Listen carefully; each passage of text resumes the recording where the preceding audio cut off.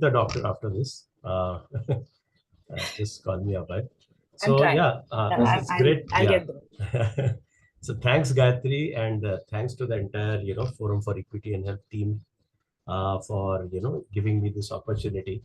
And in a way, what I'm going to be talking about is a very much an exploration and a work in progress, where I'm probably learning as much or more than what others may or may not learn from this session. So, and at the same time, it's also intended to be a little bit provocative and to push us to think a little bit beyond our existing boundaries and understandings regarding the healthcare system, which is not to say that what we already know, I mean, of course, it's very important, but there are some, there is some need to move beyond this and to explore, more in more detail some aspects of the entire situation. So I'll start with the presentation.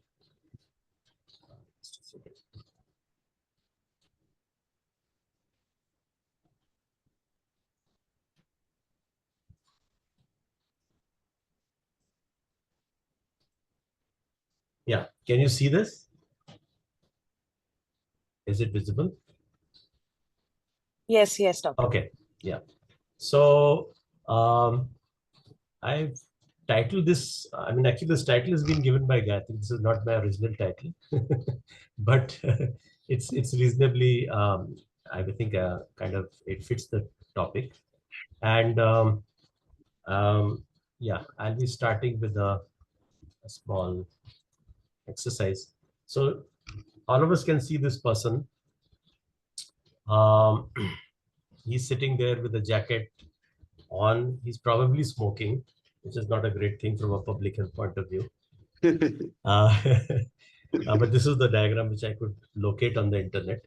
So anyway, so let us say that this person represents the health system or the healthcare system. So we can talk about his jacket, his pants, which brand of cigarette he's smoking, etc., etc. And that will be an interesting conversation.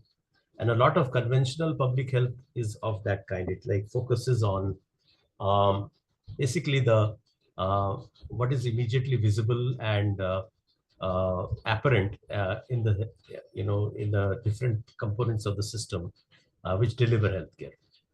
Suppose we look a little broader. Now, where is this person sitting? He seems to be sitting in a little peculiar place. And if we say that this is the critical view about health systems, this gives us a little more a broader understanding. It shows us that this person seems to be sitting in a place which is perhaps not very safe. We don't know what's going to happen next, but so a lot of our thinking is better than the conventional viewpoint because it shows us that there is a larger context and that needs to be taken into account. But suppose we look even broader, and then we can figure out that something really problematic is likely to happen, or is probably already happening. And this broader view, which looks not only at the healthcare system but also aspects of economy and society which are beyond the healthcare system, and puts these views together, that is what I am going to be talking about today. And I've called this tentatively a healthcare ecosystem, but it'll become clearer what I want to say as we go ahead. So let's try to look at this broader picture. So before that, we'll just quickly talk about one concept which probably you know about, which is called bounded rationality. So bounded rationality is very logical in a part, in looking at a particular part. So for example, a doctor who is treating a patient, or a hospital manager who is managing their hospital, or a public health manager who is managing health services in a particular area, and many others. There is a certain kind of, there's very logical in their approach to dealing with whatever they are directly dealing with. But this often does not look at a wider system-wide dynamics of what is going on. And this kind of bounded rationality, for example, we say that India doesn't have enough doctors, so we need more doctors. So let's open more private medical colleges. Let's open private, private healthcare education Let's open it up. So let's open more and more private medical colleges. Paradoxically, this bounded rationality of just saying we need to produce more doctors can result in it can actually backfire where medical care actually starts becoming more expensive rather than more available or more equitable. So this kind of bounded rationality, we need to move beyond this. And of course, I think most of us who think critically, we have this kind of an intuitive approach. But I'm just suggesting that we need to look broader, we need to look deeper, and we need to look longer term to start grasping the complexity of the larger system within which the healthcare system is located. And that will help us to also understand better what is happening within the healthcare system. So there's a saying that what is cooked in the kitchen is not decided in the kitchen. So similarly, what is happening in the healthcare sector today is not necessarily only shaped by the healthcare sector itself. And this broader complexity, to deal with it, we need to take a system-wide approach, which I think will become a little clearer when as I move ahead. So now what we traditionally call the public healthcare system or the public health system is a set of governance mechanisms, a ministry, the department, certain regulatory bodies, and of course, combined with this is the entire implementation mechanism, PHCs, CSCs, public hospitals, public medical colleges, etc., etc. And right from the ASHAs to the whatever super specialist doctors in medical colleges, this is one important, when we usually talk about the healthcare system or the health system, this is the first thing that comes to mind. But of course, along with this, we have the huge private healthcare sector in India, which itself is extremely diverse. And mostly these are providers who are competing with each other most of the time. And who then we start thinking that, these private healthcare providers, and then we have a huge set of medical industries, the pharma industry, the medical equipment industry, medical colleges, both public and private, and the health insurance industry. So now if you start looking at this entire private healthcare sector, let's say we include the medical industries under the private healthcare sector, then it starts looking less like an integrated, a coherent kind of system, and starts looking a little more fragmented, diverse, and thrown into this is, of course, then the whole range of public-private schemes, health insurance schemes, and other kinds of interactions between public health system and private healthcare sector. But let us say that loosely we call this entire set of actors as a healthcare system. It does not actually function in a very coherent or very well organized manner. But let's say that we proceed with this understanding for the time being. Now, when we proceed with this understanding, we are actually missing out some very important components which are strongly shaping whatever is going on within this healthcare system. So the first very important component, which of course we know about, is the entire finance sector. And I'm talking not only about health financing, but broader financial systems, flows, both public financing and also much more importantly now, developmental finance institutions, private equity, uh, various kinds of domestic and transnational investments in healthcare and also in healthcare industries, and of course, rapidly proliferating health insurance. And this is an entire, arena which is rapidly transforming. And there's a clear shift from public financing to a whole range of different kinds of private and corporate financing.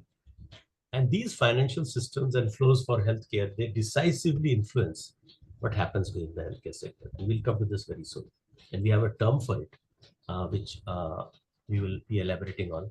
So this is one important, very important set of factors, which is actually global in nature, which is powerfully influencing the healthcare sector.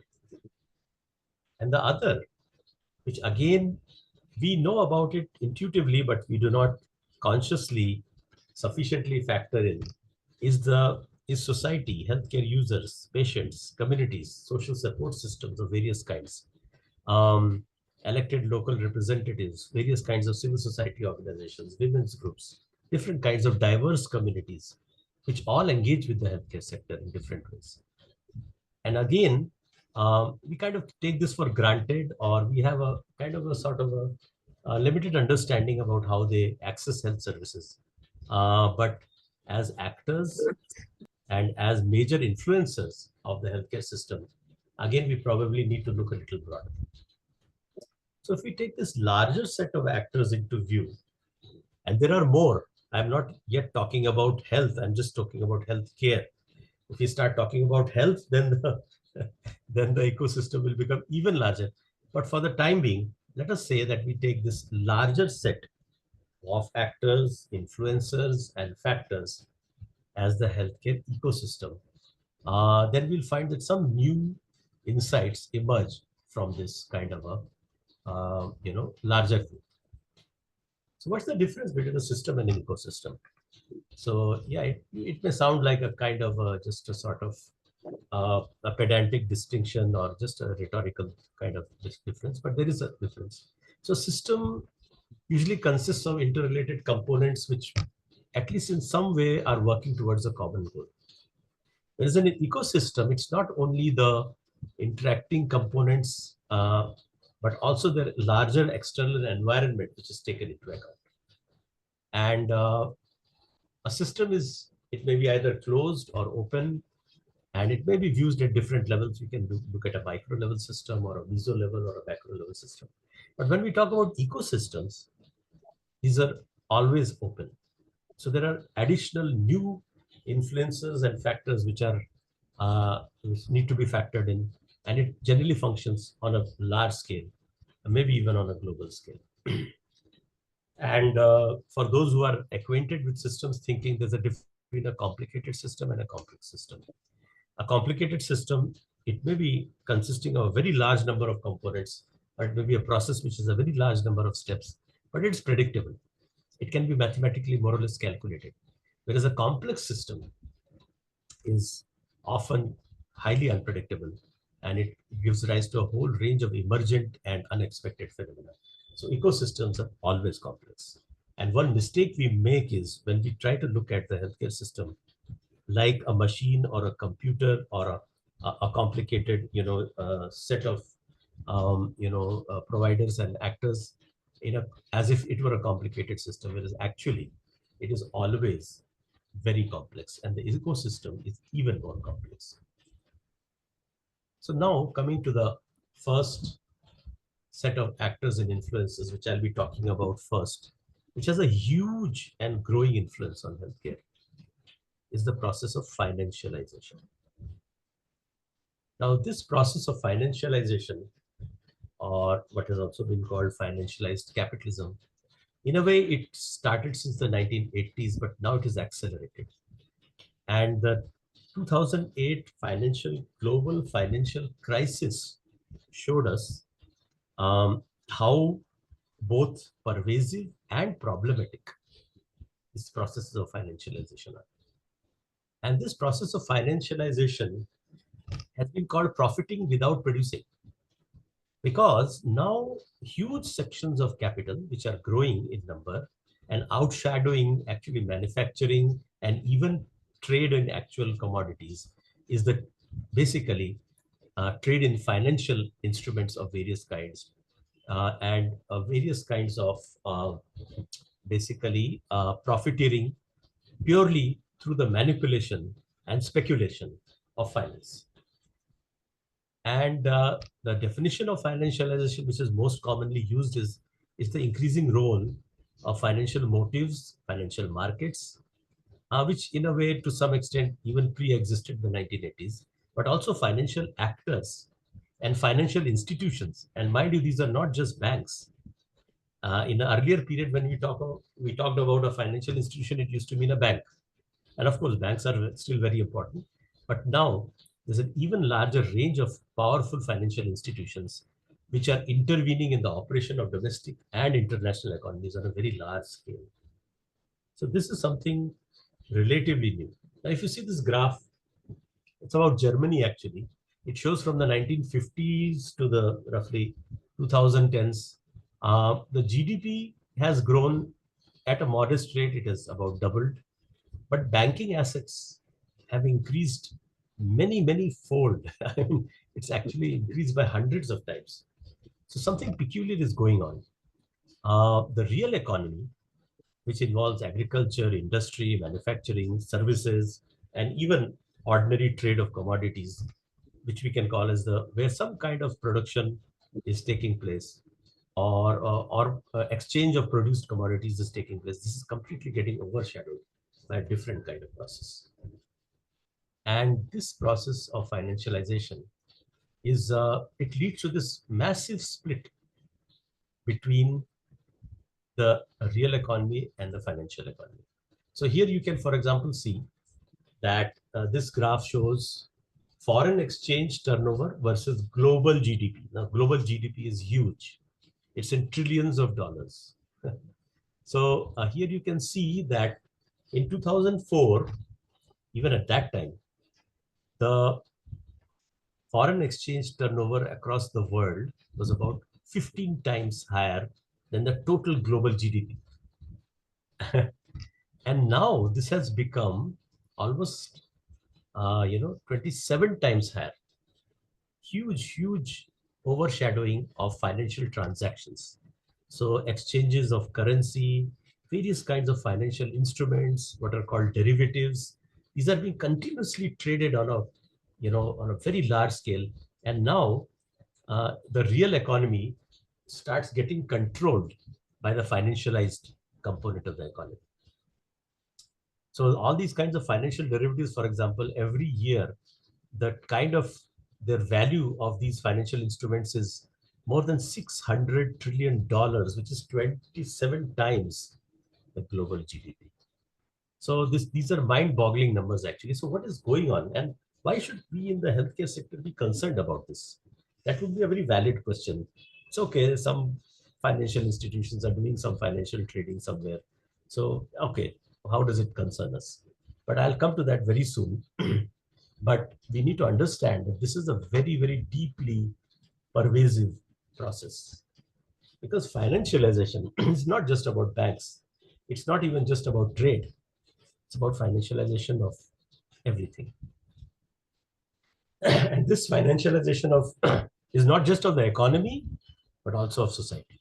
And that's why it starts becoming highly relevant for healthcare. So here, just a small aside, that the financialization of the economy and society, it starts sparking off different kinds of resistance. It creates crises, and the global financial crisis was only one example of that, because it's highly unpredictable. And one form in which resistance erupts is by debt repudiation. People start refusing to repay their heavy debts to banks and other financial institutions. And it's interesting to see that one of the largest and most powerful and influential movements in India in recent times was the farmers' protest.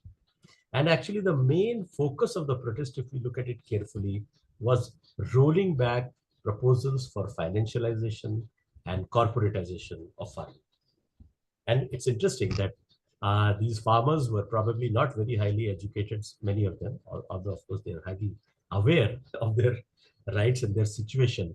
And many of them also facing heavy debts. So indebtedness starts becoming endemic in the era of financialization. And so the largest probably component of this, rural distress today is because of indebtedness, and which includes farmer suicides and various other phenomena. So now we start seeing that this financialization of everything has very pervasive impacts on different parts of society and the economy. Okay, so now let's come to healthcare. Naturally, that is what we are concerned about today. And this is the part of where the ecosystem part starts coming in.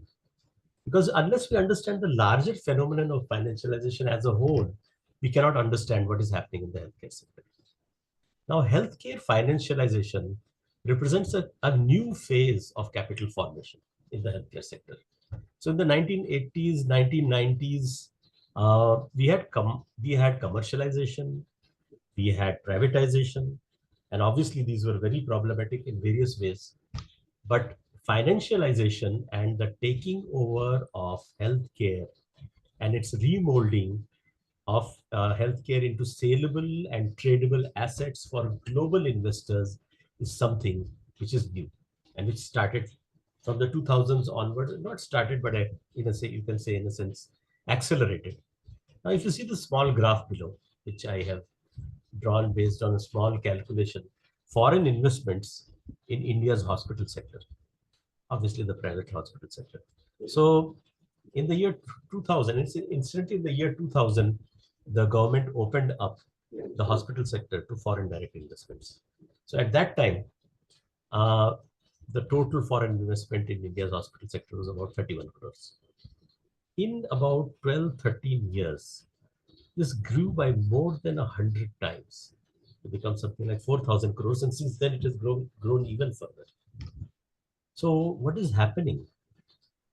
The hospital sector, the private hospital sector, and mind you, it's not just corporate hospitals, but also other kinds of private hospitals, is rapidly expanding, but somebody else is controlling this expansion.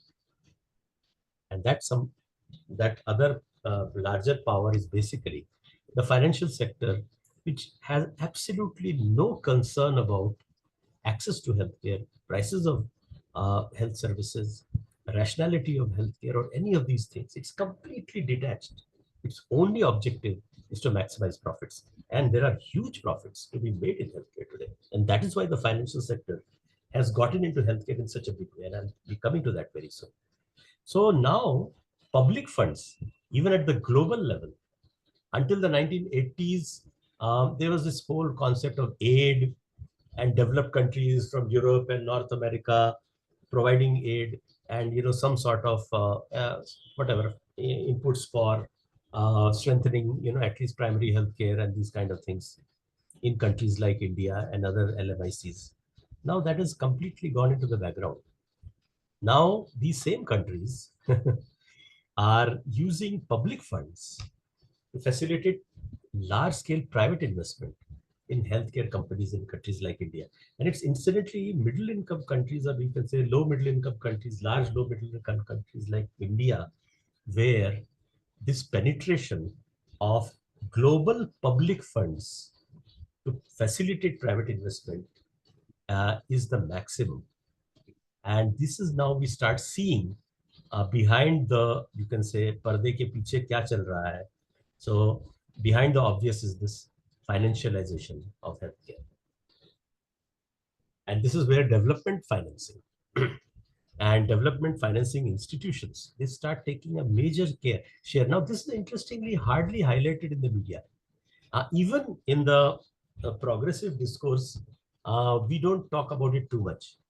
But if you see BII, which is the UK public agency involved in providing public developmental support, has 60 major investments in the corporate healthcare sector in India.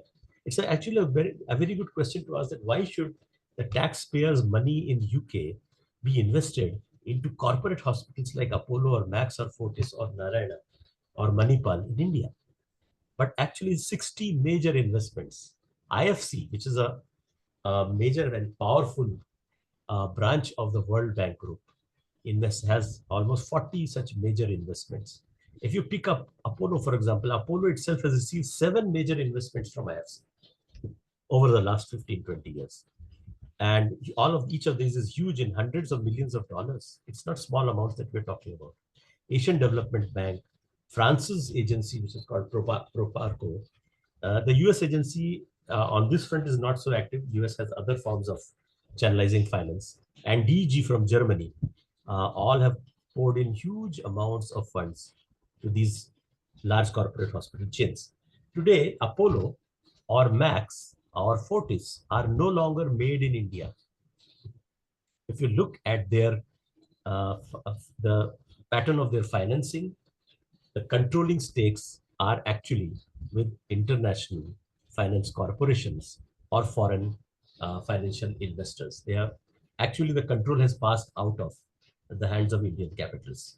So now this is something different that is happening, which we need to take note of, because these transnational investments have a completely myopic and highly focused and also highly problematic view about the healthcare sector, because their only purpose is to maximize profit. And of course, this slide, I think some of you would already have seen, which I always show in some of my recent presentations, but still I think it's worth repeating. And that is that in 2022, if we saw the number of dollar billionaires in India, India incidentally has the third largest number of dollar billionaires in the world, just after US and China. The maximum number of these billionaires were from the healthcare sector, even more than manufacturing, more than IT sector, more than diversified industries, which includes people like Adani and Ambani. So something different has happened here. How has healthcare landed up being the largest number of source of billionaires in this country? Since then, the position has slightly changed. Now, manufacturing has come back to the number one slot, but healthcare is still at number two. It's huge and growing. So, actually, and this is not a headline. I have not seen this reported in any newspaper. I mean, shouldn't at least in health related, writings this be some kind of headline of what is going on? How and where is this money coming from? This money is coming from the pockets of ordinary people. How is healthcare earning this huge scale of profits? So it's large scale, transnational and domestic investments from the finance sector, and then extraction from patients. And the net worth of India's healthcare, just the billionaires, we're not talking about the entire private healthcare sector. Only these 32 billionaires was almost 10 trillion rupees, which is about 4 times higher than the total public health investments in the country. And of course, we know that how Niti Aayog has. So what Niti Aayog, the document which they came out with, if we kind of sort of tended to dismiss it, but actually they were just more explicitly reflecting something that already was taking place, a major, massive shift in the way in which healthcare is going to be financed and organized in this country. It's very, very clear the direction which is being taken and who is being invited. It's the global financial capital. And of course, linked with that is corporatization. I won't talk about corporatization much today because I am assuming that most of the participants in this call know about corporatization of healthcare. That is more visible, at least at some level, because we look at corporate hospitals and we know, what patients experience there. But my point is that behind corporatization, and far more powerful and pervasive than corporatization, is financialization. Corporatization is just one of the offshoots of financialization. But even if you talk about corporatization, it's not just about corporate hospitals and corporate hospital chains or diagnostic chains, which of course we know about, but it actually starts reshaping the entire healthcare sector, including the way in which smaller hospitals, medium-sized private hospitals, charitable hospitals, and also the government, how they function itself starts getting reshaped by this process of corporatization. And the whole culture of the healthcare sector starts changing. So I won't go into some of the figures and all, which you perhaps probably already know about, but we had looked at recently, and some of you would be aware of our study on German official financial investments in the private healthcare sector in India, and how these major global chains of capital flow are actually fueling further financialization and corporatization of healthcare. And this is not just limited to corporate hospitals. The German official developmental agency has been providing large-scale consultancy to PMJAY. Most people don't know that the Pradhan Mantri Jan Arogya Yojana under Ayushman Bharat, the entire design has been very, very majorly shaped by German, uh, you know, uh, financially oriented official development agencies. So something different is happening here. They want to not only promote corporate hospitals, but they want to reshape the healthcare sector, the entire healthcare sector. This is a hegemonic project. It's not just a one more investment. It's not just one more corporate hospital chain. It's something different and deeper going. And linked with that, of course, at the larger level, this hyperfusion of state and corporate sector, which we're seeing in India today. I'm not talking about the political dimensions, which we all know perhaps very well. What happens when the centers of state power and the largest corporates, they fuse together, and there is a hyper concentration of capital, and this hyper concentration of economic power is accompanied by hyper centralization of state power and political force. And of course, we know exactly probably what is going on. But coming to the healthcare sector, so now further profiteering by the healthcare sector cannot go ahead without some kind of manipulation of the state on a large scale. And whether it is these DFIs, which I have mentioned, where the global actually states are intervening and fueling corporate growth, growth of corporate healthcare, expanding government health insurance schemes like PMJY, takeover of private medical colleges, of public hospitals by private medical colleges, and of course, subversion of the regulatory apparatus. So now, to make profits in the healthcare sector, the state has to be, in various ways, in all of these processes, the state is playing a very central role.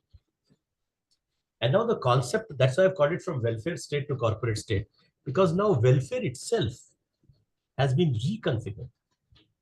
And this is penetrating right down to every household.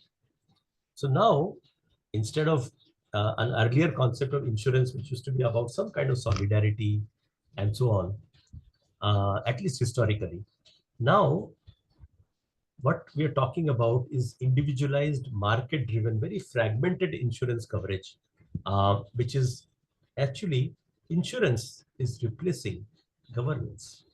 And this is a product of financialization. So in the era of financialization, governance will be increasingly replaced by insurance of a certain kind. I'm talking about basically social sector governance. And the welfare state will be made to shrink more and more, and it will be replaced by the insurance sector and insurance companies, which will be, of course, partly subsidized by the government. But essentially, this is the way in which financialization starts presenting itself. So now this is one of my, I think, more important slides. How is it? So you may ask, okay, we already knew a lot about, commercialization of healthcare and about, general privatization of healthcare. Of course, that's something which all progressive health activists we have been discussing since quite some time. So, but what is new or what is additional? It's not exactly new, but what is additionally requires attention is the impacts of financialization in the health sector. So health insurance is not something innocent or not something neutral. It's actually actively promoted and driven by this process of financialization. Of course, the entire negative impacts on the public health system, which I'll come to very soon, like hyper centralization, distorted digitalization, and so on, and accelerated public-private partnerships, and atrophy of primary healthcare and hypertrophy of specialized and tertiary care. So I am assuming many of us in this call are doctors, so we know the meaning of both atrophy and hypertrophy. But for those who may not, atrophy is basically a shrinking, a complete weakening, and hypertrophy is an exaggerated or excessive growth. So both of these are actually actively linked because finance capital finds it far more feasible to invest in tertiary care, which is more centralized, which is more technology centered, and which involves much more, financial investments as a whole. So that is where they're focused. And because financialization, the vehicles would be basically large tertiary hospitals or specialized private hospitals. Dismantling of regulation or weakening of regulation, and distorted and exaggerated digitalization. It's difficult to understand, this move for everybody to have an Abha card, everybody to have their Aadhaar card linked to PAN, etc., unless you understand that this is actually linked with financialization.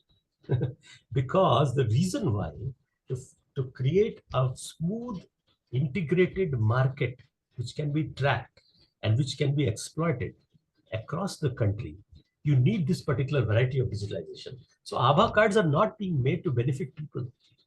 Abha cards are being made primarily to enable the expansion of health insurance and to also support programs like PMJY, which are closely linked with health insurance and, a calculation of and, organization of a certain kind of financial flows.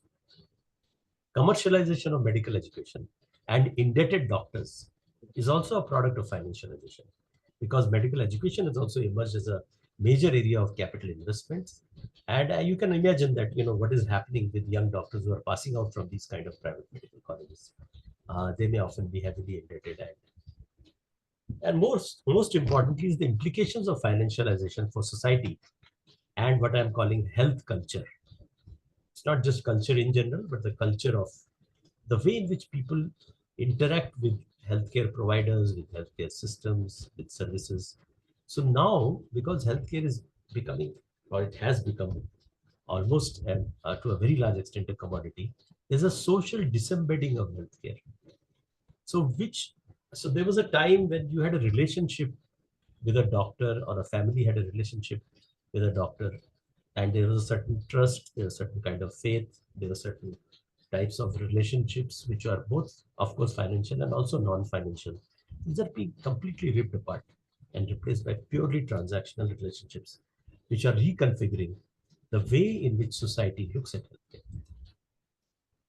And now, if we look at a little bit beyond the healthcare sector to the larger social sector, a number of apparently disconnected phenomena start falling into place.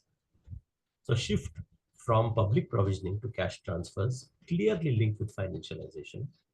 The financialization of welfare.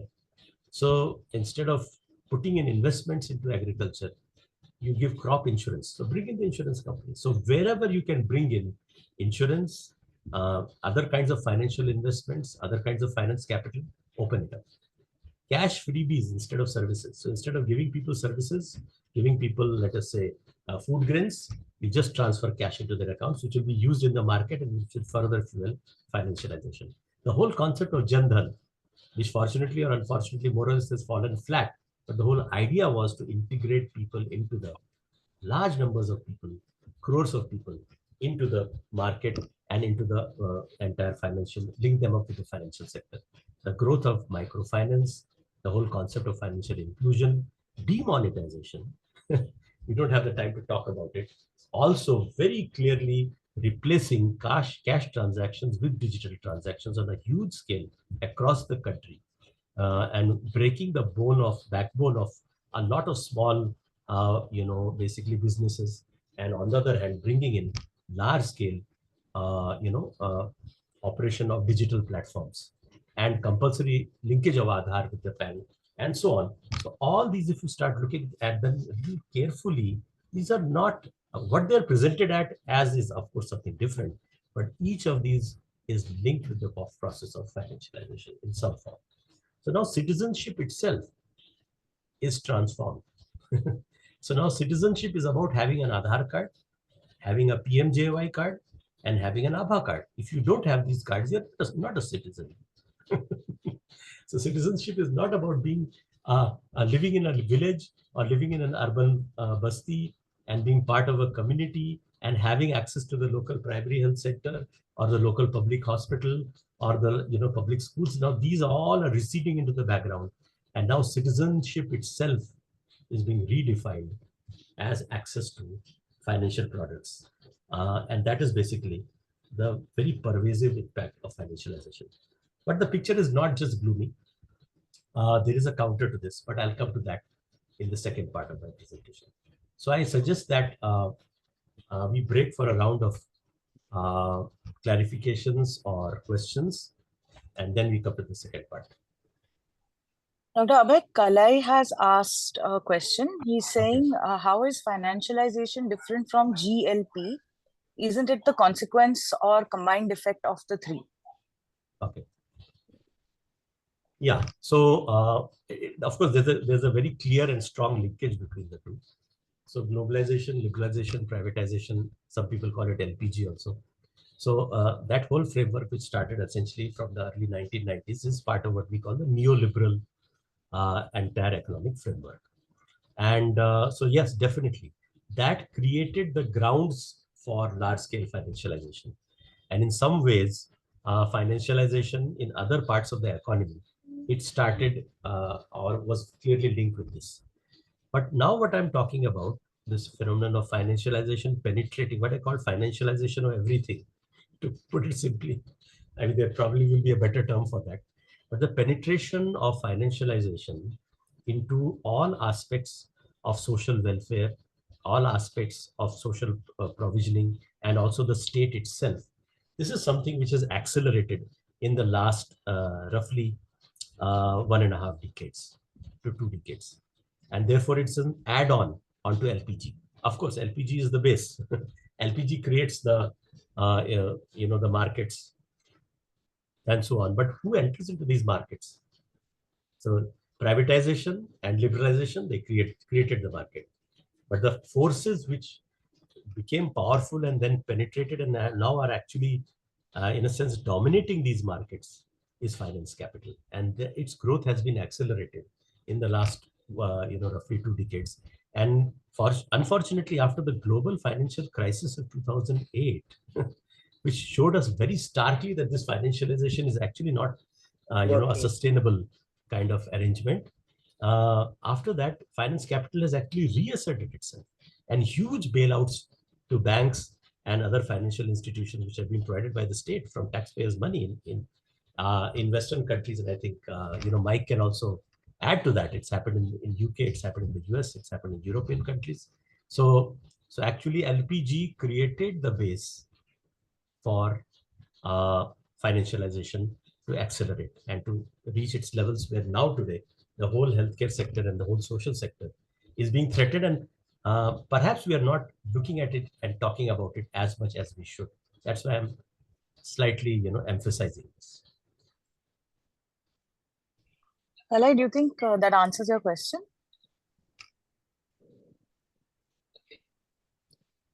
Yes, go ahead. We can discuss it more, but that's Sure. a quick answer. Abhay, Roshin is asking, do you think the country has gone too far ahead with respect to increasing financialization? Probably because we have had the same government policy for the last 10 years.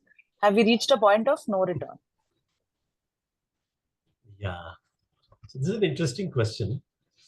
And how far is too far? So according to our government, we've still not gone far enough. There needs to be more digitalization. Everybody must have the Aadhaar card. And there needs to be more growth of, health insurance and other kinds of financialized forms of whatever interactions, and including welfare. But yeah, of course, what you're saying or what you're trying to say is, and that will come in now my second part of my presentation. And I'll just briefly introduce about this economist called Karl Polanyi. Some of you must have heard about this economist. Some of you may have read also some things that he has written. Of course, he's written these long back in the 1940s and 1950s. But he basically said that under capitalism, there's a dual movement. The first movement is of commodification, commercialization, and expansion of markets, and marketization of things which should not be marketized. And he talked about land, labor, and money as 3 areas which should not be actually commodified. Let us say land and labor are quite obvious. And the second movement is when society experiences the negative effects of this commercialization and commodification, and then it fights back. And there are social responses to this. And that he called the second movement. So what you're asking, of course, is that, yes, in my hunch, in the last 10 years, this has accelerated. The hyper concentration of capital and the hyper concentration of political power, and both go closely with each other, has reached a stage where now society is beginning to, perhaps react. So we might be entering a different phase, but we need to understand that most political parties in this country, including opposition political parties, do not have a strong counter program about how to control financialization. Many of their economic models are similar, but of course with some social kind of, this thing put in. So obviously when we go to the voting booth, we will obviously, it's very clear what we are going to do there, but it should not make us complicit, about what is the general trend, which is cutting across political parties. So yeah, but we have not reached a point of no return. I don't think so. I'll be talking about that in the second part of the presentation. Society will fight back, and it's already starting to respond. Brynel has raised No, her I hand. just want to say that, what's happening, as you rightly said, is a global phenomenon, and we're seeing it everywhere. And I think what you raised, Abhay, is a very important point, is how welfare itself is getting, transformed. It's no longer a social contract, of citizenship. Today, we are talking about beneficiaries instead of citizens. And, Yamini Iyer uses this term called patrimonial welfare. It's a welfare model that has been this thing. And welfare is actually a compensation instead of a public right.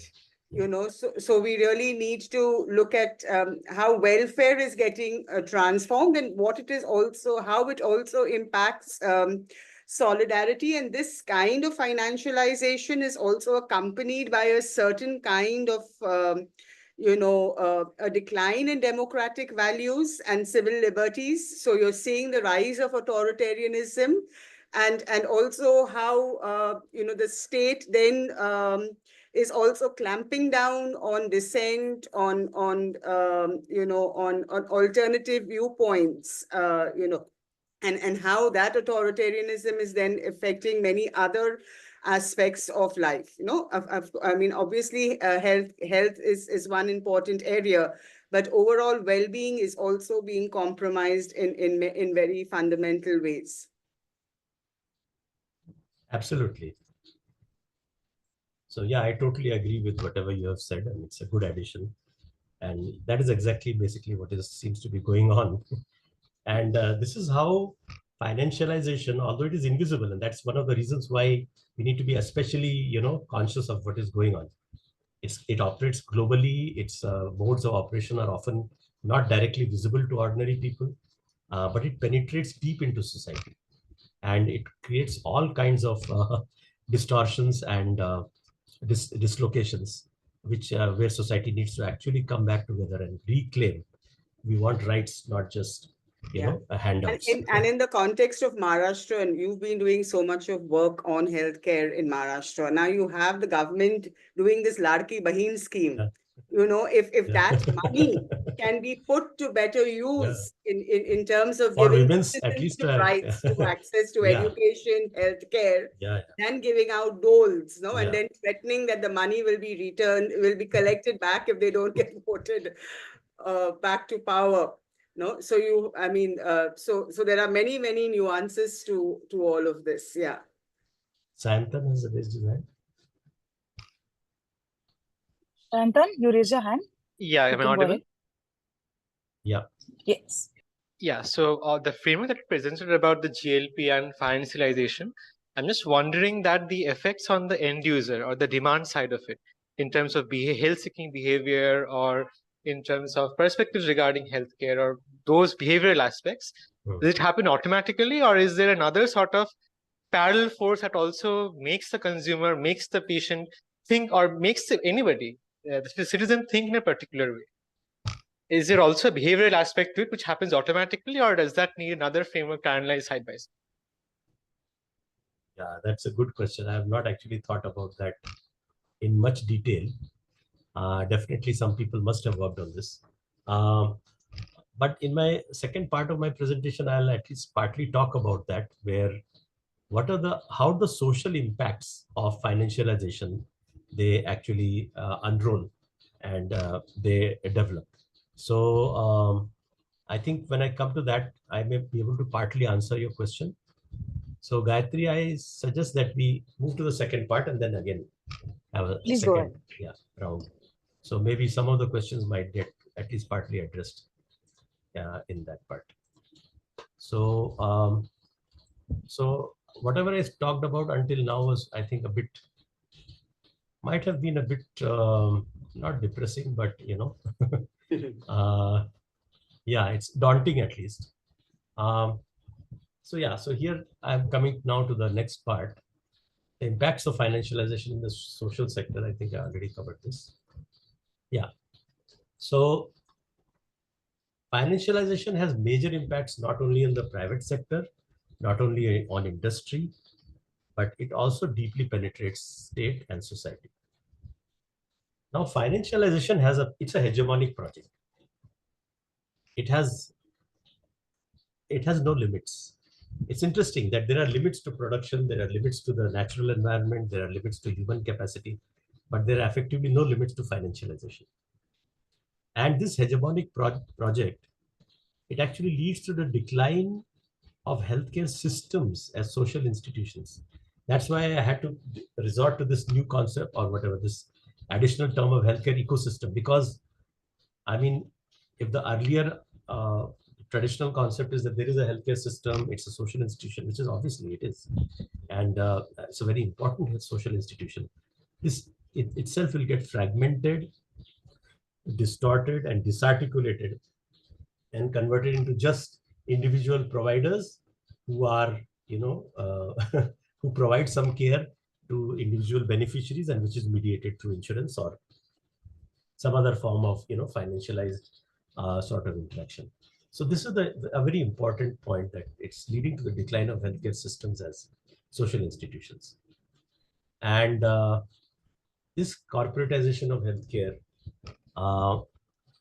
here the healthcare enterprise becomes detached from social anchoring. Now I'm entering the second part of my presentation about social embeddedness versus social alienation. Now, if you remember, even a few decades back, and it also holds true to some extent today, but it's become weaker. So any ordinary person would prefer to go to a doctor who had a reputation of some kind. How that reputation was earned, maybe there was some variation about that. And there was a certain relationship of trust. Often there were family linkages. My parents or my other people in my family have gone to this doctor, so I have some kind of indirect, sort of linkage. And then, and when we tell other people, this is a good doctor, you should go there. In a particular neighborhood, there used to be doctors who were there, accessible nearby. And so this social anchoring was a part of the picture. Of course, they used to charge money, and they were not doing it in any charitable way, although of course there were some genuinely charitable healthcare institutions also. Now this becomes completely detached. Now the healthcare enterprise becomes a purely financial institution. And as a result of that, the autonomy of the healthcare professional also starts, evaporating. And we know what happens in corporate hospital in terms of clinical targets and so on. I'm not repeating that point, but breakdown of the doctor-patient relationship and evaporation of trust, which is central to healthcare, is a very, very serious issue. This is not a side effect or just something minor. Because now when you go to a corporate hospital, of course, they start by projecting, their image by, sort of advertising that so-and-so doctor is working with us. But over a period of time, the brand like Apollo or Max starts replacing the doctor's image or the doctor's reputation. And after some time, the doctor becomes like a spare part who can be replaced by somebody else. And you just go for the brand. So there's a kind of trust and collaboration of some kind, even in a paternalistic way in the Indian society, which is now being completely replaced by mistrust and defensive medicine on behalf of the doctor or the individual healthcare provider, and consumerism on behalf of the patient and their family. So this is partly responding to what Sayantan asked, that consumerism, the rise of medical consumerism, at least in the middle class, the people who can afford to pay for healthcare, is phenomenal.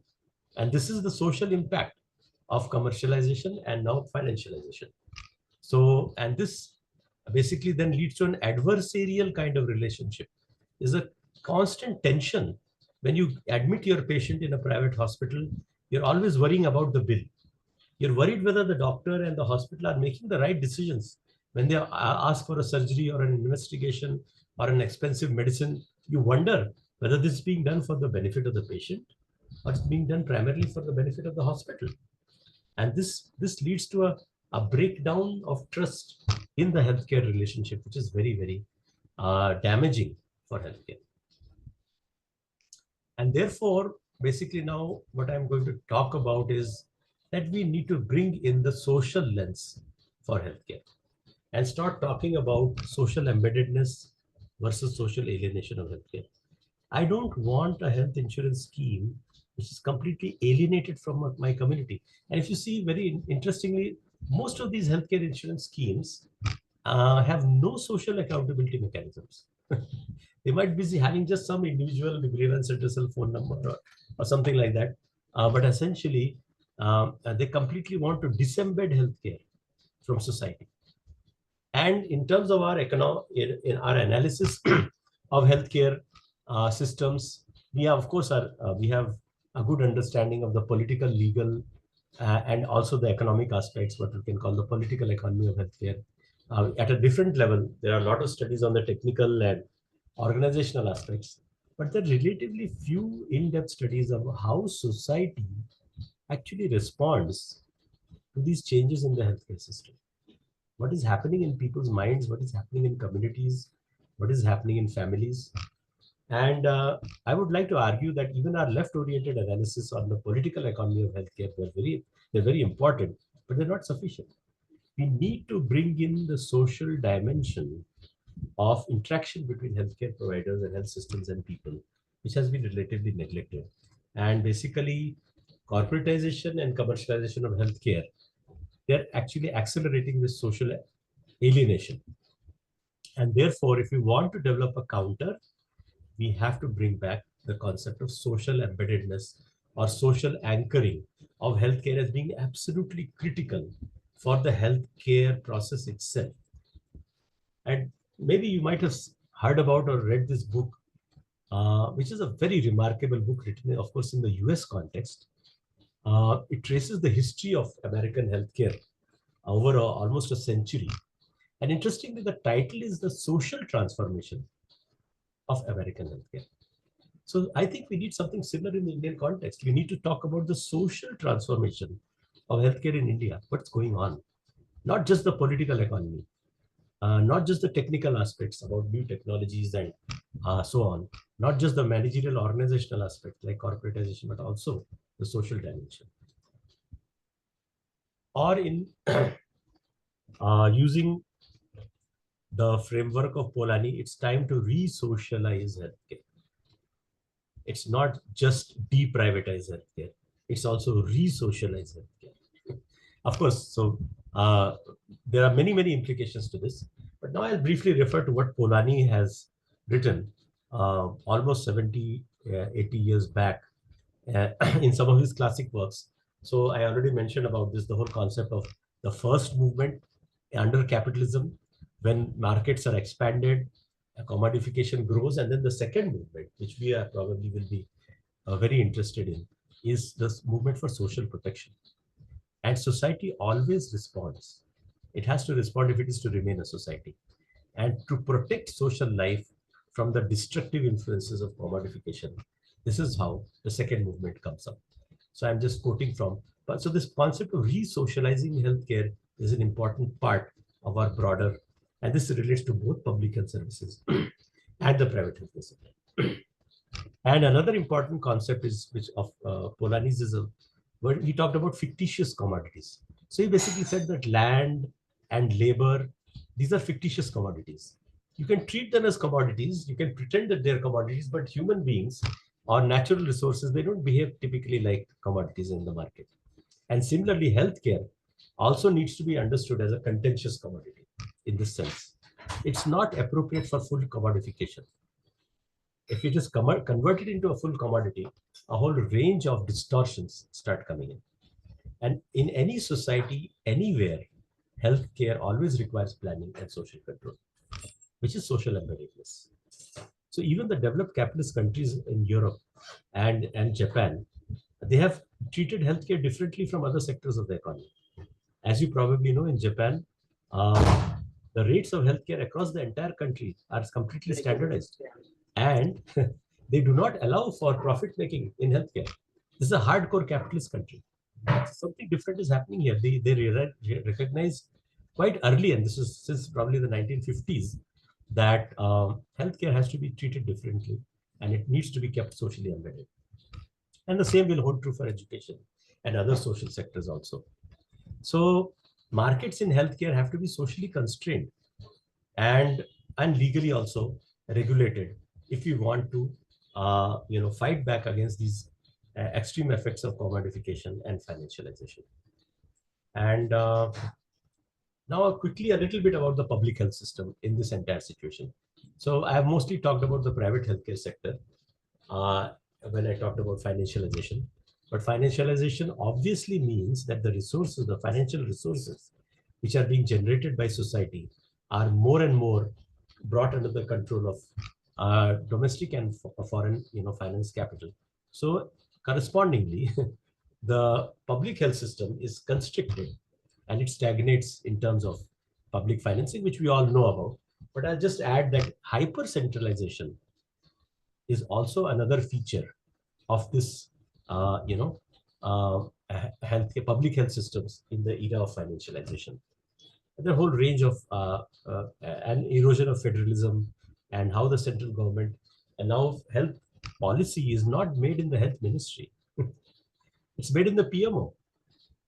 It's made in the Niti Aayog.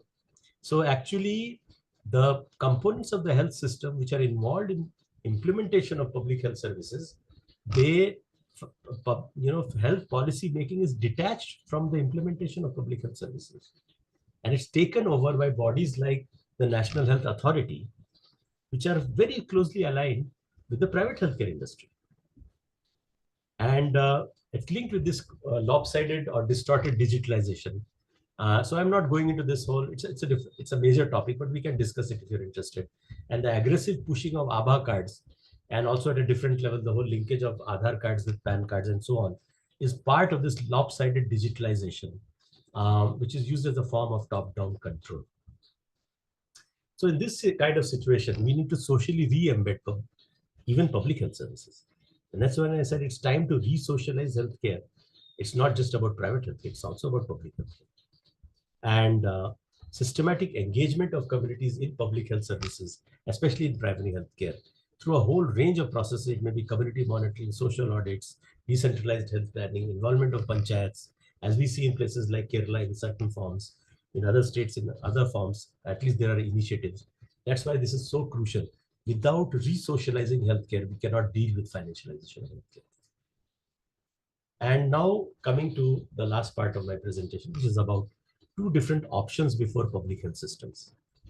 So obviously public health systems are extremely important and they cannot be completely, made to disappear even by in the most highly privatized healthcare system. Even in the US, you do have, a very commercialized and financialized economy, you have public health services. But there are two different kinds of public health services. So the first variety is what we call contained public health systems.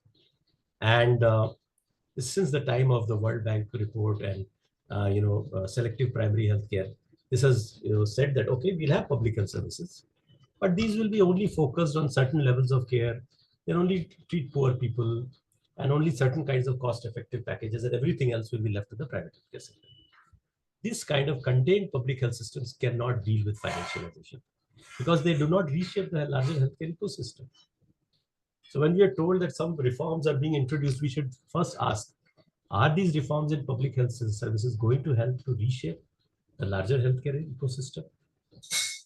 Or are they only going to occupy the gaps left behind by private healthcare, like rural immunization, disease surveillance, and other such things where the private sector anyway is not interested.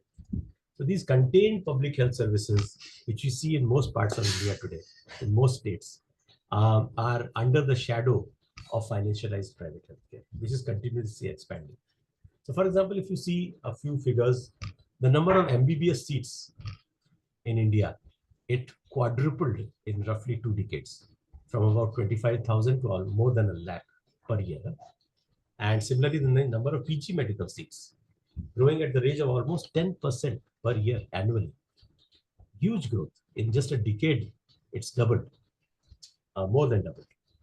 On the other hand, if you see the number of CHCs, the growth rate has been just 1.5%.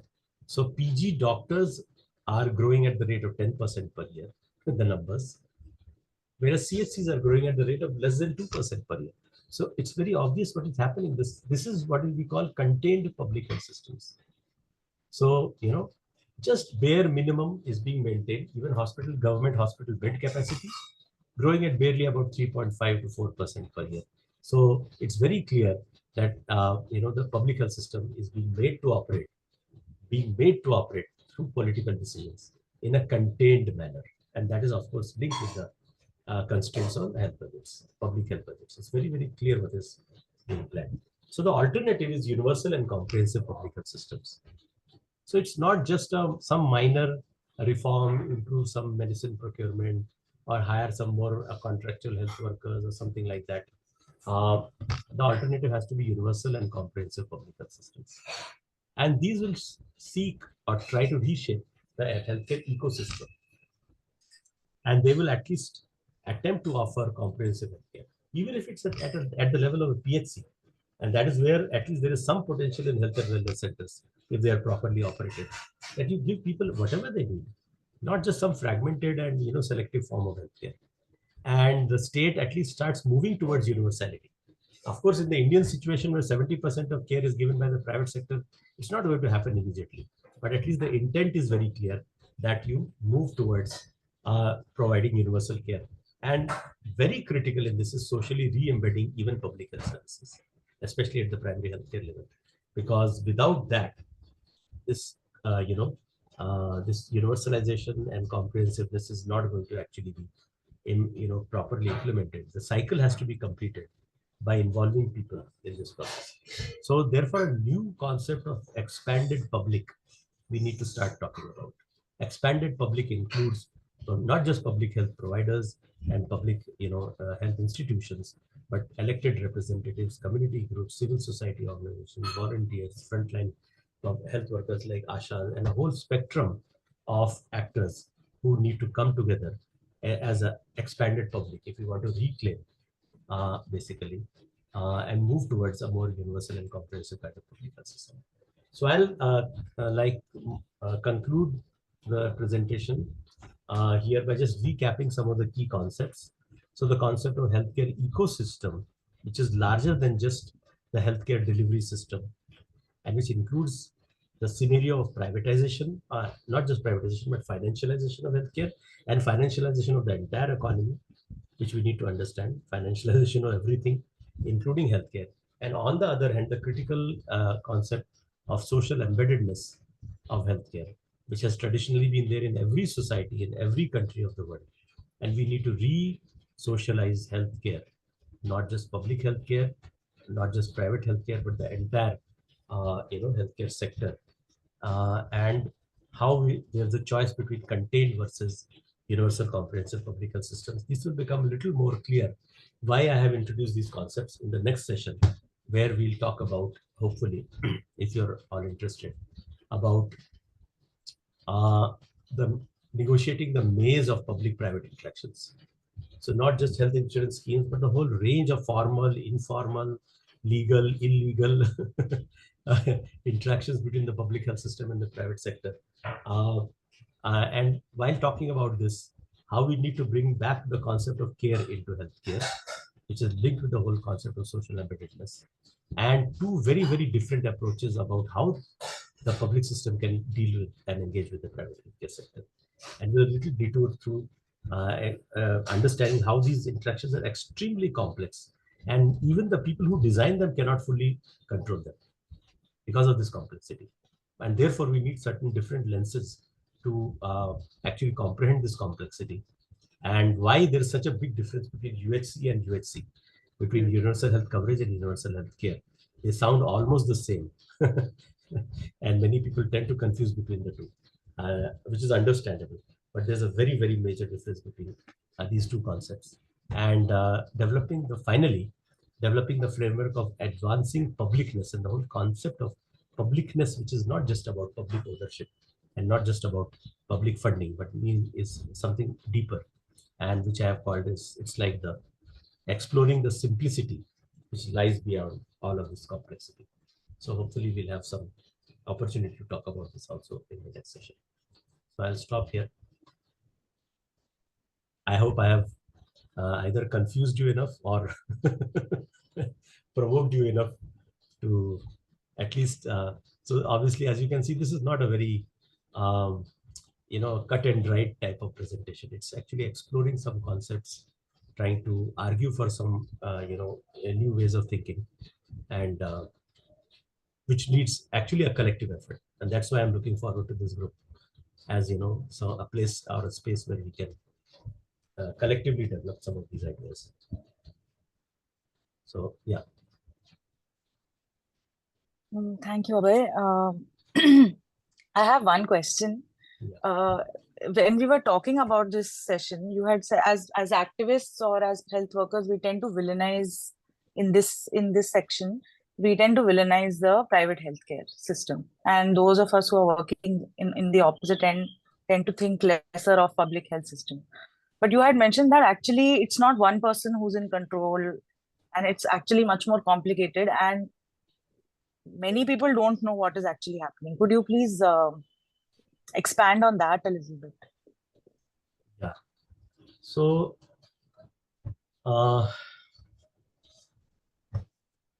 I think Anand has also put a question. Okay, I'll come to that. So,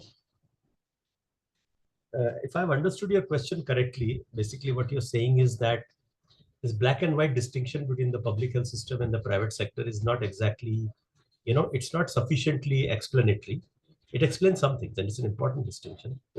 So we should not lose sight of that distinction. But there are a lot of things happening, which are go beyond this distinction. So, for example, today under PMJY, large number of public hospitals have been engaged. In fact, the majority of hospitals numerically are public hospitals, but actually volume of care is a little more in the private healthcare sector. So whatever, a large chunk of public hospitals. Now, how are these operating under PMJY or other state level health insurance schemes? It's actually semi-privatization and also a certain kind of more financialized operation. So where they now have to calculate, they have to claim reimbursements, they will give care and then claim reimbursements for this care. They will have to calculate how much they spend on conducting a cesarean operation or conducting a hysterectomy or doing a bypass or whatever. So the mode of operations become more financialized. They're still public hospitals, but they're functioning in a more financialized manner. And so the dynamics within the hospital starts changing, and various other things happen. Some people benefit within that institution, some people benefit less, and there's a whole sort of change in the way in which the hospital starts operating. And on the other hand, if you look at a genuinely socially embedded healthcare institution, like say Jan Swasthya Abhiyan or the Sitilingi Health Center, it may not be public in terms of its ownership, but it's far more socially embedded. So we cannot just say that, oh, this is private. Directly. Something different is going on. So when we use the concept of social embeddedness, we can understand better what kind of changes we actually are looking forward to. And some models in the non-NGO sector may be more socially embedded than a typically functioning PHC. I'm saying typically functioning, there will be a spectrum. There will be some PHCs which are in some states which are functioning very well as very socially embedded institutions. And probably in states like Kerala and maybe even Tamil Nadu, to some extent, that social embeddedness is stronger for a whole range of historical, political, and social reasons. And we need to learn from that. And on the other hand, a typical PHC in maybe some northern state, and even probably in Maharashtra, may not be having that level of social embeddedness. But the potential is there. So I don't know if I've answered your question. Maybe you are asking something a little different, but it requires a little more discussion probably. Right. Anand has asked, could you explain the difference between financialization, corporatization, and globalization? Okay. So firstly, these are overlapping concepts. So it's not like they are completely different. There is significant amount of overlap. And globalization actually is a very vague term. So I don't usually use that term because, so when we talk of capitalist globalization or imperialist globalization, it has a certain concrete meaning. Globalization in some sense has been going on for the last 500 years since, global trade of some kind. So globalization is a very vague, somewhat vague term. But probably what you mean is capitalist globalization, which has accelerated basically since the 1980s and 1990s. So obviously there is a correlation between these, but corporatization is one of the many manifestations of financialization. So firstly, So corporatization is a part of financialization, because when financialization comes into full play, it envisages the conversion of various institutions into completely profit-centered, profit-maximizing organizations. And this requires the corporate form. The corporate form is the ideal form for maximizing profit, because it's very clear that it's overwhelming, entire logic is to maximize profit. Everything else becomes secondary. So corporatization is the preferred form for spread of financialization. Financialization is a process which is very, very, in a sense, all pervasive. Corporatization is something more concrete, which you can see in terms of corporate hospitals or other corporate institutions. So corporatization is a more concrete manifestation, one of the concrete manifestations of financialization. And when we talk about globalization, yes, financialization is inherently a global process. It's inherently global because there is no control over capital, flow of capital over state boundaries or national boundaries. So when it comes to human beings, if even one person tries to immigrate from India to, say, the United States, there are a whole range of constraints and measures. Trump wanted to build a wall between US and Mexico just to keep out human beings. So, and Brexit is also a little different example of a similar kind of tendency. So you keep out human beings, or you control human beings, but you don't control capital. It's a very paradoxical thing. So capital can flow anywhere. It can go anywhere. It can exploit workers. It can invest, and it can disinvest also without any constraints. So, so in a sense, yes, financialization is by its very nature highly globalized in its operation. So, yeah, so globalization of capitalism and capital investments is an important feature of financialization, I would say. So there's a significant overlap between these concepts.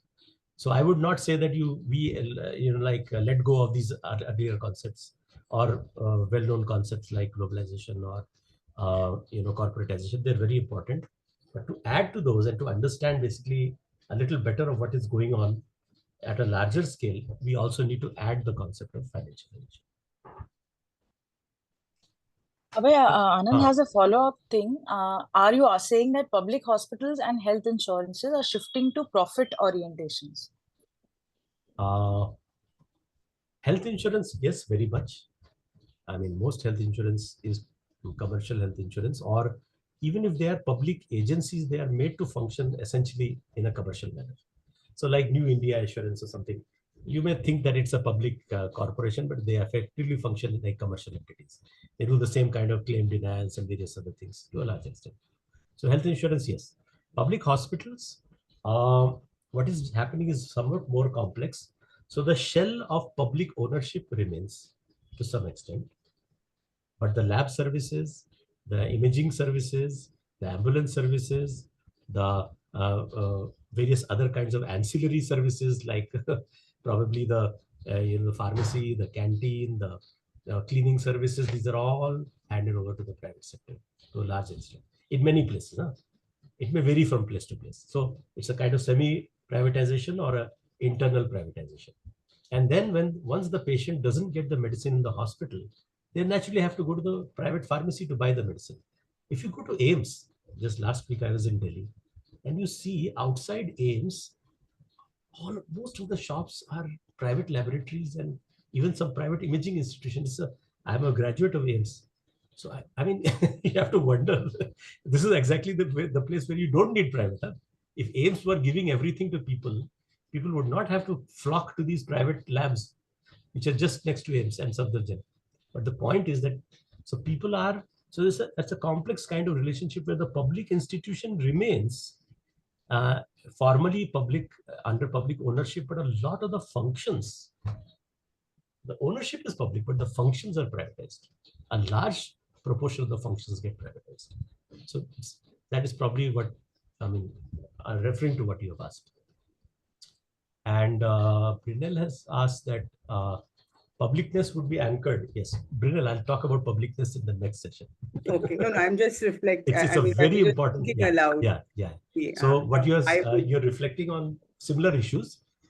It's a very important concept. So I don't want to Yeah, divert no problem. today. I was just thinking aloud Yeah. while listening. Yeah. So publicness is a critical concept that we need to develop today, in my opinion, and I'll talk about it next time. But yeah, internal privatization, yeah, like the NHS, absolutely, and probably Mike can also add a lot on that.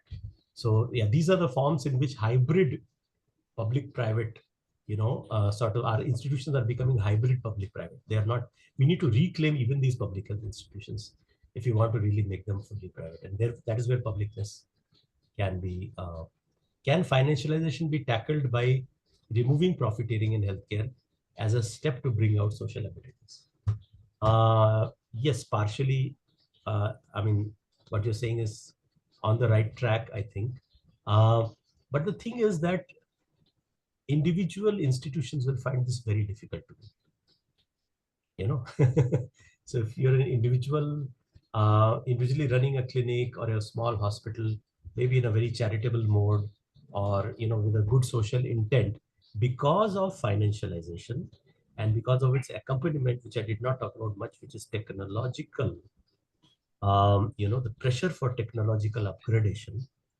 If you want to remain in the market, you have to constantly undergo technological upgradations, and you have to hire the higher end specialist doctors. You also have to buy the higher end machinery and equipment. And to do that, almost all hospitals take loans. You look at either they have taken loans or they have taken investments. Without that, they find it very difficult to survive in the market.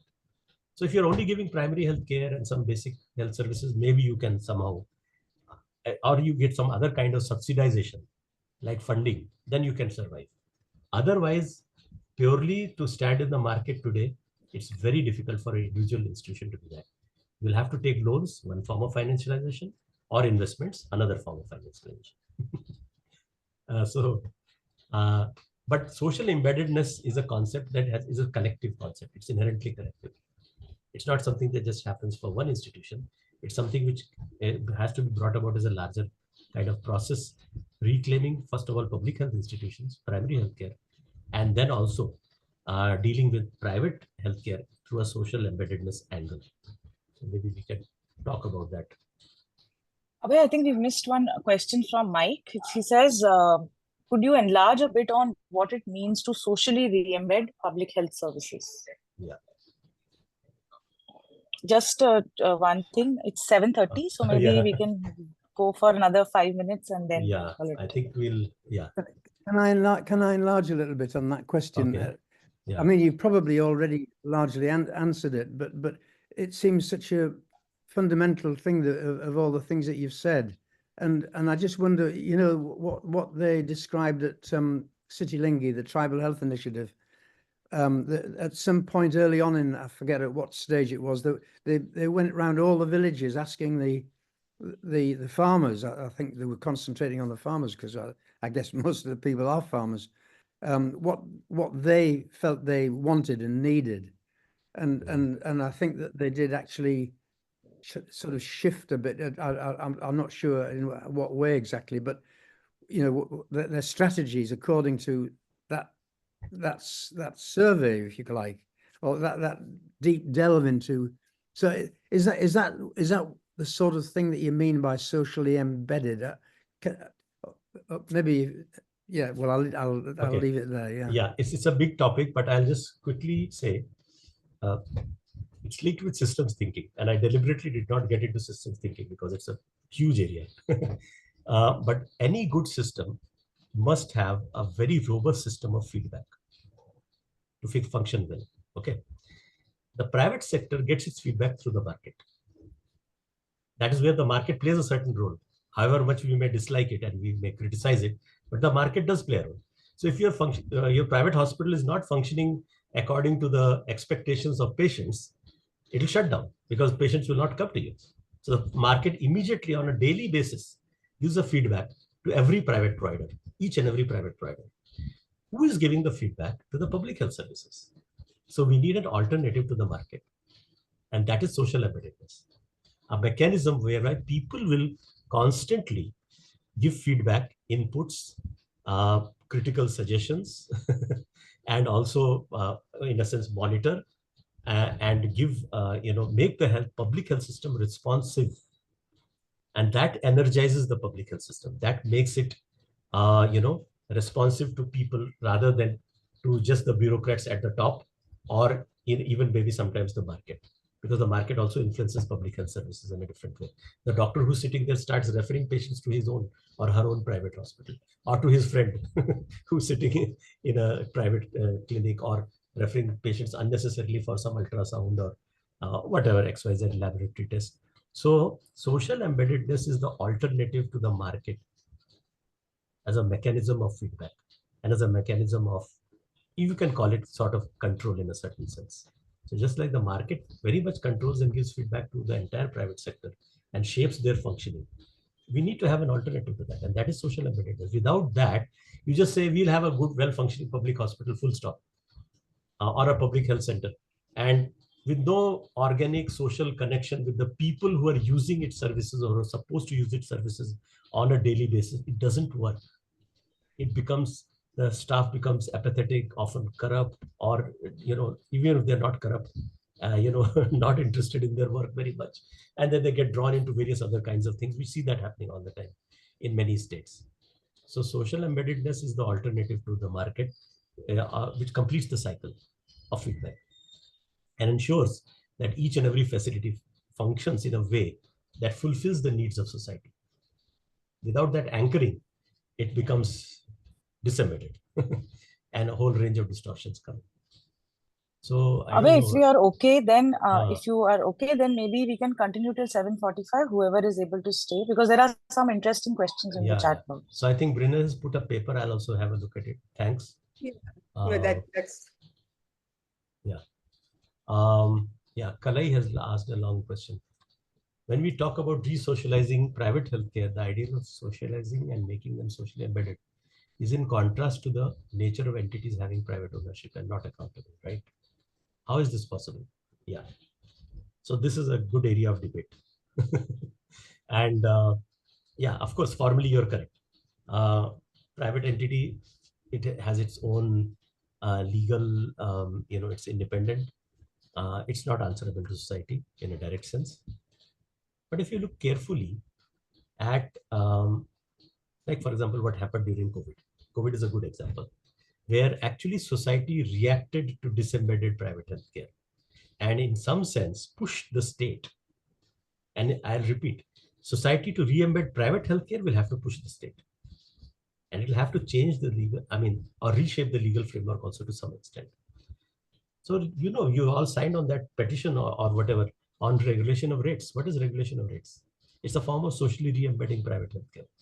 But the trajectory goes through the state to some extent, or to a large extent, because an individual consumer cannot do that. You cannot go and fight with the private hospital and say, you have to be accountable to me. It's not going to. He'll say, get lost.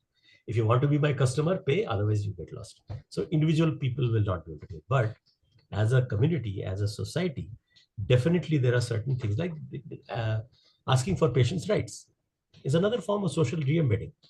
To say that you have to observe certain basic medical ethics. You cannot just detain the dead body of a patient. You cannot refuse to give my records and reports. You cannot just force me to buy some expensive medicines from your hospital pharmacy, etc., etc. So it's an area of contestation. It's not smooth. But social embedding of private healthcare will also require a set of strategies which will partly run through the state, which will partly have to be mediated by the state, and which partly also can be, you see it happens all the time. When you want to choose a hotel, you look at the reviews, isn't it? And you choose a hotel which has good reviews, and you avoid a hotel which has bad reviews. What is this? That hotel is in some form responding to social expectations. So I'm not saying it has to be the same mechanism, but we need to develop mechanisms by which people can also start giving collective feedback and shape collective. So like in our activist circle, we know there are certain private hospitals where we will never refer a patient there because they're very irrational and exploitative. So you build a certain kind of a counter,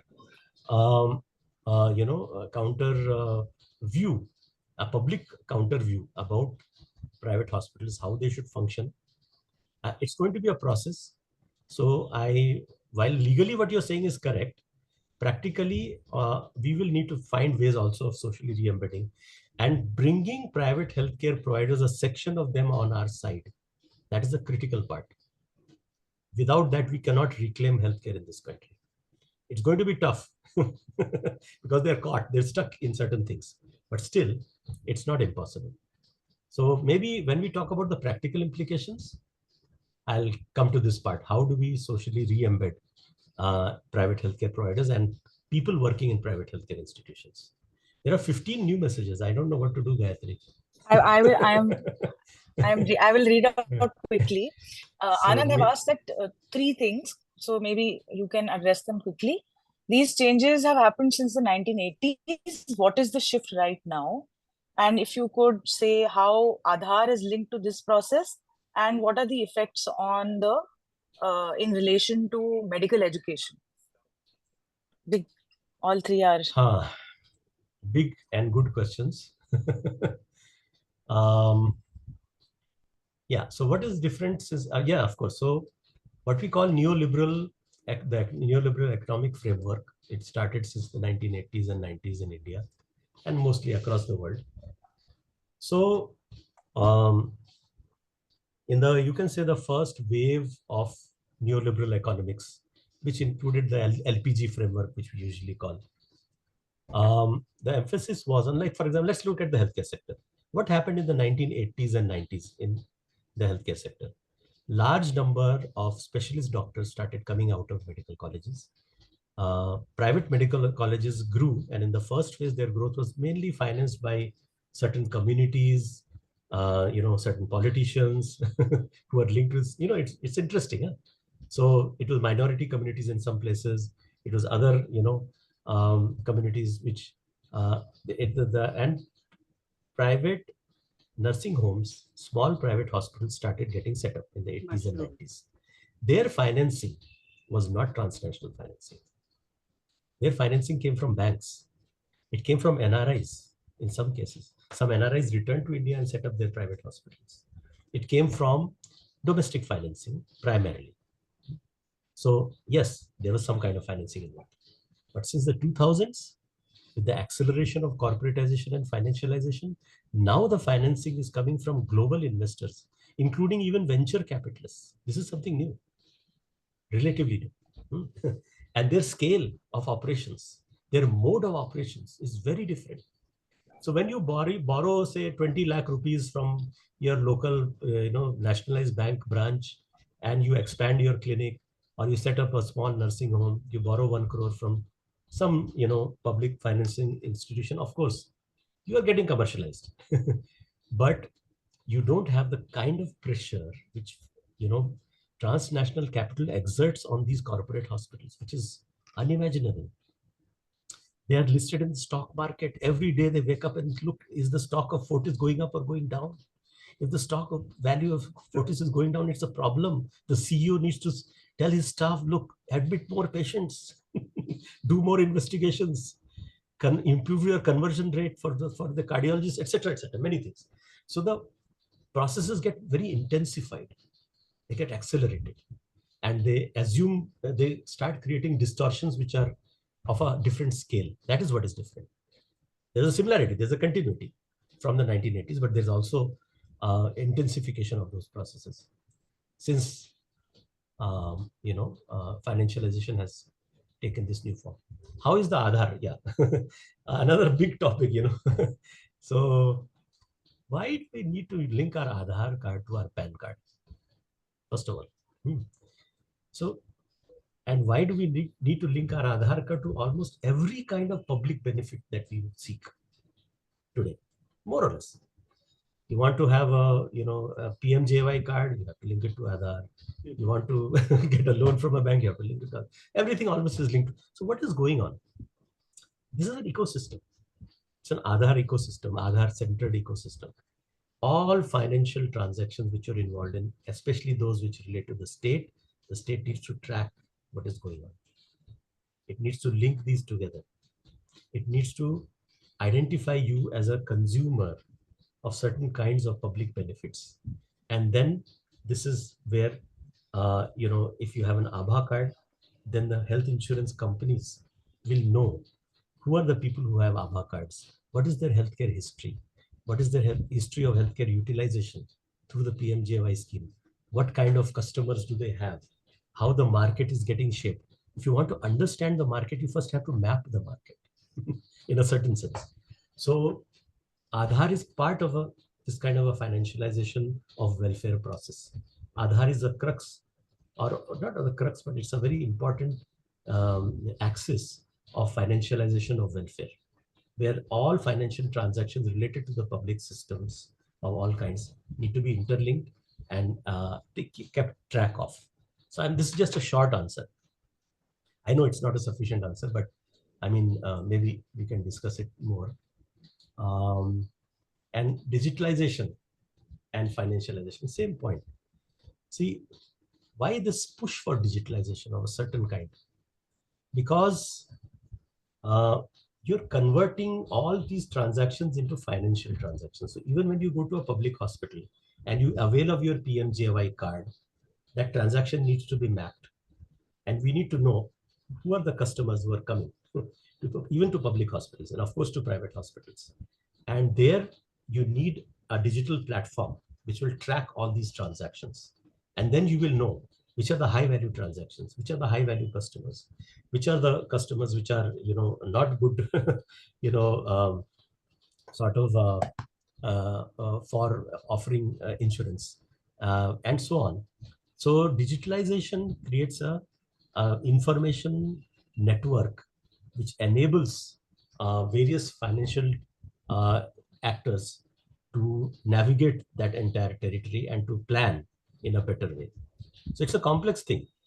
It's not exactly absolutely one-to-one, but it definitely helps.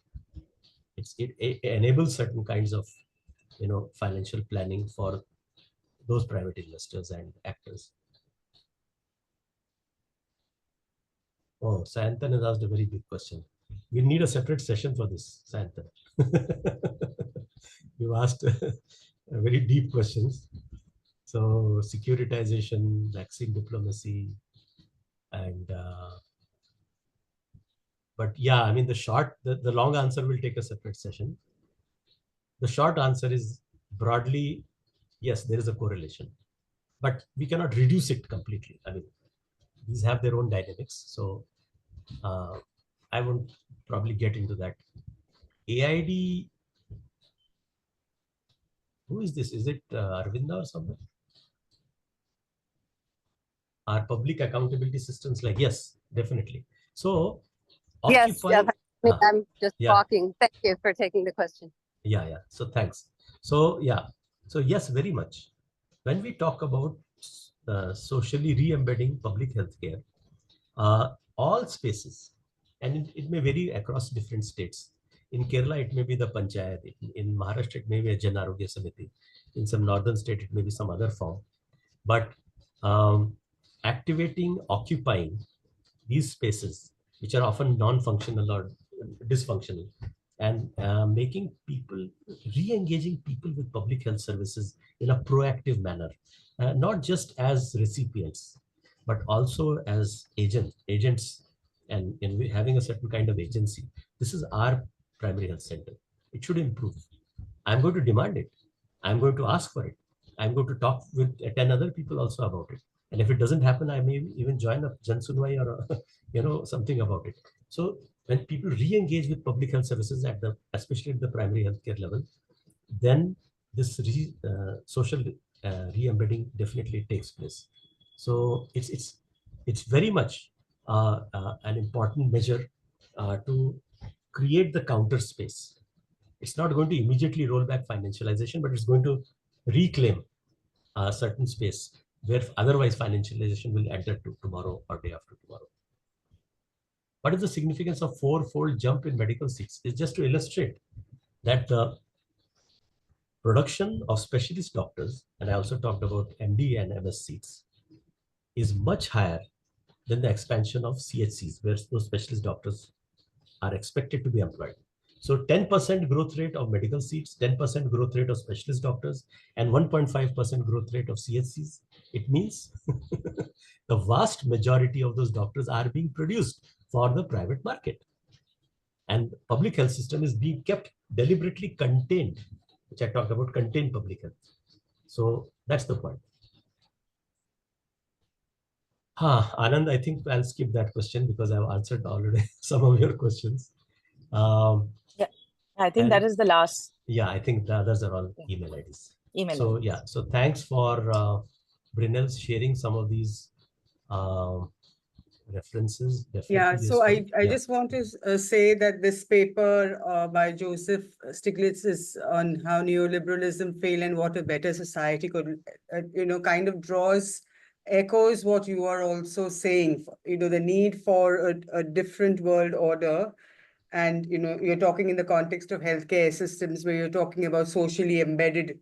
So there seems to be, this kind of deep churning and discontent with the way the economic order and political order is currently organized and how that is manifesting in different, ways. Yeah. So yeah, so I hope I have not just disturbed people by this session. I mean, because a lot of the questions are unanswered because we're all struggling to find the answers. And let's do it collectively. So, but this is just kind of sort of provoking everybody to think a little bit at the train which is coming on the tracks, not just the guy who's sitting on the tracks. So when we see the train, then we'll be prompted. And it said that you can understand a system best when you try to change it. So I think many of the people on this call are people who are involved in processes of change. So probably after the next session, probably the third session, we just completely devote to action. What are the implications for action? That would probably be useful. But of course, indirectly, we are already talking about it to some extent. So can we sort of assume that we'll have a next session? Gayatri, what is your suggestion? Yeah, I think that we will definitely have a next session. If anybody would like to attend, please leave your email IDs and I will again reach out to you when the next session is planned. Should we conclude, Abhay? I think it's already almost 2 hours. Yeah, thank you so much for staying with us for so long. It was great, all the responses, all the questions. I may not have been fully able to answer them, but having this kind of discussion is exactly, I think what we need. So let's continue the conversation. Yes.